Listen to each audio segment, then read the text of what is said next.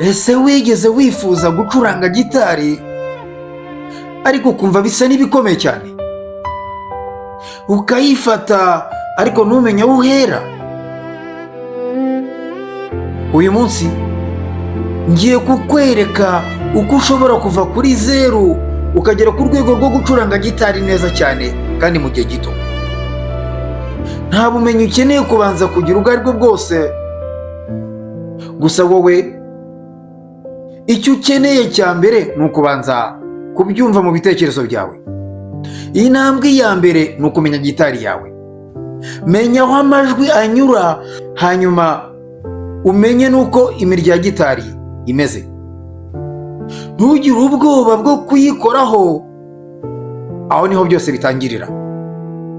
Tangira wiga amanota yoroshye cyane nka sol dore cyangwa se mu rurimi rw'icyongereza GCD. GCD. Izi ngizi nizo note zishobora kugufasha kuba wamenya gucuranga indirimbo nyinshi. Iyo uzimenye uba utangiye urugendo rwawe nyarwo. Ibanga rikomeye aha ngaha si ubuhanga, ahubwo ni ugukomeza kubisubiramo inshuro nyinshi. Fata iminota 10 gusa kugeza kuri 20 buri munsi. Niyo waba ubikora nabi ntucike intege, komeza ubikore kenshi, bizagera aho ngaho bize. Intoki zawe zizamenyera ndetse n'umuziki utangire gusohoka mu mutima wawe.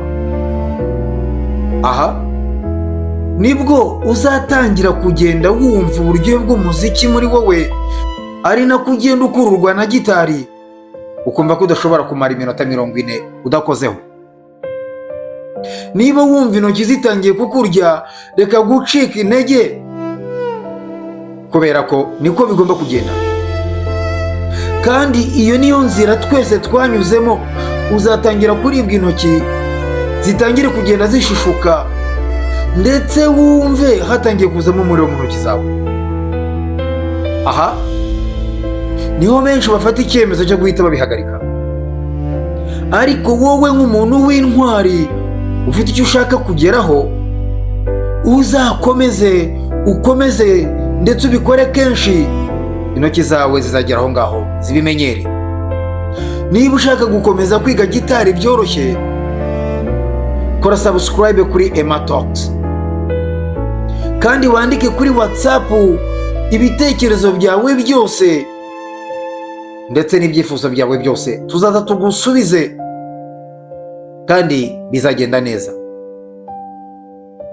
Tangira urugendo rwawe rwa gitari uyu munsi. Reka tubashimire.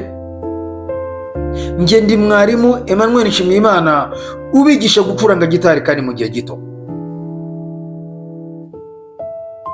Mukomeze mugire umunsi mwiza. Emma Talks, ijwi ry'amakuru y'ukuri n'ibiganiro.